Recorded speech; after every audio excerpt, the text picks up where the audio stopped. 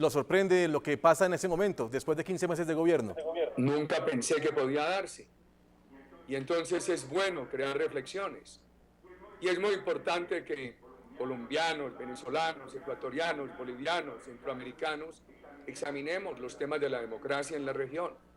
Porque la defensa de la democracia no corresponde solamente a los organismos multilaterales, que muchas veces son muy débiles. La OEA fue muy fuerte frente al golpe de Estado del Ejecutivo de Honduras, pero totalmente débil cuando el gobierno de Venezuela y un Congreso saliente y ya derogado en un proceso electoral le quitó poderes al nuevo Congreso. Eso fue un golpe de Estado al Congreso de Venezuela. Entonces, uno ve que hay unos organismos multilaterales débiles en la defensa de la democracia y que hemos tenido hace poco con unos estudiantes en una universidad, analizábamos una pregunta que formuló alguno de ellos. Alguno de ellos dijo, Cuba ha sido un fracaso económico y social. Cuba ha vivido de dos subsidios, primero del subsidio soviético y después del subsidio venezolano. Y sin embargo, Cuba tiene un gobierno dictatorial totalmente consolidado. Y la pregunta que hizo el estudiante fue, ¿cuáles han sido los factores determinantes de la consolidación del gobierno de Cuba en medio de semejante fracaso? Hicimos una enumeración de esos factores y llegamos también a algunos de esos factores, que lo repito, la equivocada complacencia de muchos líderes democráticos de América Latina, de muchos gobiernos democráticos de América Latina que han sido obsecuentes con las dictaduras, y lo fueron con Cuba y lo son con Venezuela, y entonces hablan de intereses políticos o de intereses económicos. No puede haber interés, no puede haber cálculo de intereses para defender los principios democráticos. Yo le diría lo siguiente, la institucionalidad multilateral no es suficientemente comprometida en la defensa de los principios democráticos. UNASUR tampoco. UNASUR no hace un pronunciamiento frente a estos temas. Parece cooptada. Muchos gobiernos son débiles, porque hay muchos gobiernos que lo que prefieren es hacerle venias a las dictaduras en lugar de defender los principios democráticos. En ese estado de cosas, los ciudadanos a quienes nos nace defender los principios democráticos, no podemos permanecer en la pasividad. Por eso nosotros, desde esta fundación que hemos creado, que se llama Internacionalismo Democrático, vamos a continuar promoviendo los valores democráticos en todas partes, querido amigo, sí, y con toda firmeza y con toda devoción. Señor expresidente, de lo que se filtró de su charla del día de ayer, usted habla sobre que el marxismo tiene una capacidad casi de hipnotizar a sus detractores. ¿Usted cree que el chavismo logró poner al servicio de la causa del socialismo del siglo XXI la política exterior de Colombia con Venezuela? Mire, hay un libro muy importante, uno de cuyos autores es el doctor Plinio Apuleyo Mendoza. Ese libro muy importante se llama el libro de los idiotas útiles y advierte cómo esas dictaduras marxistas han sido capaces de desorientar a líderes de opinión importantes y los han puesto equivocadamente a servirle a esas dictaduras. Es importante conocer esos fenómenos de la historia para no repetirlos. El ideal es que ningún líder democrático se deje desorientar de las dictaduras, de estos nuevos comunismos, de estos nuevos marxismos, sean dictadores marxistas, fascistas, de derecha, como quiera, que ningún líder democrático se deje desorientar de estas dictaduras, que los líderes democráticos aprendan de las lecciones de la historia y que cumplan un deber fundamental, que es costoso, que genera malestar, dificultades, contradicción crítica, pero que es muy importante, que es la defensa de los valores democráticos. Señor Medina, de esas palabras del expresidente Uribe, ¿cuántas recaen en Venezuela y cuántas tiene la responsabilidad la oposición de tratar de reconstruir en su país?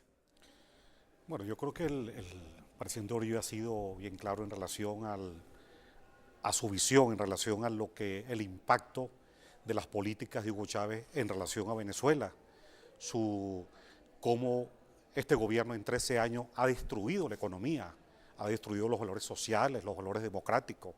Él lo dice en términos genéricos, pero yo como venezolano le puedo decir al pueblo colombiano, a los trabajadores colombianos, a los trabajadores latinoamericanos, a nuestros pueblos, que la presencia de 13 años de gobierno ha significado una destrucción del aparato productivo, del empleo. En Venezuela son perseguidos los dirigentes sindicales. La contratación colectiva, que es un mecanismo de ascenso social de los trabajadores, ha desaparecido. Una inflación acumulada de más de 800% en 13 años. 180.000 muertos producto del AMPA. Hugo Chávez ha armado el AMPA en Venezuela y además la protege. Es aquella teoría de Frank Fanon de que las fuerzas motrices de la revolución es el lumpen proletario. Imagínense ustedes, por ejemplo, un estadio de fútbol en Colombia de 20.000 aficionados, 20.000 muertos al año sentados en cada uno de esos asientos, una morgue. Y son 180.000 muertos, es decir, son prácticamente 10 estadios, 9 estadios de fútbol en estos 13 años. ¿A usted le parece, señor Medina, que esa preocupación que ha demostrado el expresidente Uribe debería ser imitada por otros líderes de la región para tratar de intentar llevar un cambio en su país? Bueno, yo creo que realmente yo le pido, yo aprovecho este momento para pedirle solidaridad a nuestros pueblos, a nuestros gobiernos, a los expresidentes, a los presidentes. Yo soy amigo del presidente Lula y en varias oportunidades yo le reclamé al presidente Lula su relación con Chávez. Yo conozco a Lula y me reuní con él desde la fundación del Foro de Sao Paulo en múltiples reuniones en la Internacional Socialista y le dije encarecidamente a Lula y le entregué una carta privada al presidente Lula y le dije, mira, Hugo Chávez quiere para Venezuela una dictadura y estamos cerca de esa dictadura.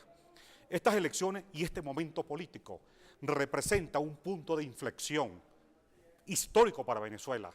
¿Se impone totalmente la dictadura o rescatamos a Venezuela para un proyecto democrático de reconstrucción? Es decir, que esa opinión del presidente Uribe no está dentro de lo que está ocurriendo en el país. Pero quiero además aclarar algo. La delegación venezolana, yo llegué tarde, lamentablemente estoy precandidato a la campaña y no pude llegar a los días en que estuvo aquí la delegación. La delegación venezolana se reunió con el alcalde de Bogotá. Me estoy refiriendo al alcalde de Caracas, se reunió con el alcalde de Bogotá, Gustavo Petro. Yo no pude estar presente, yo pedí una reunión y no pude hacerlo. Sí. Me hubiera gustado estar en esa reunión también para explicarle a él, al alcalde de Bogotá y a otros sectores en Colombia, la terrible realidad en que vivimos los venezolanos. El peligro de una dictadura, el peligro del que los generales del alto mando militar asuman posiciones de poder ante la incapacidad de Chávez. Permítame, saludamos nuevamente al señor Juan Carlos Vélez en Medellín. Senador, ¿es sano que diferentes líderes de la región opinen como lo hizo el presidente Álvaro Uribe Vélez sobre lo tremendo que puede llegar a ser para Venezuela si el presidente Hugo Chávez no continúa o continúa en este país como presidente? Pues claro, porque es que de toda manera lo que ocurra en Venezuela de alguna manera nos impacta a nosotros, genera unos efectos y unas consecuencias en Colombia. La preocupación que el expresidente Uribe ha tenido con respecto al gobierno de Chávez ha sido evidente, muy clara, no solamente, reitero, en lo que ocurrió el día de ayer, sino que en múltiples ocasiones él advirtió con respecto a los riesgos que puede significar el gobierno de Hugo Chávez para la seguridad colombiana.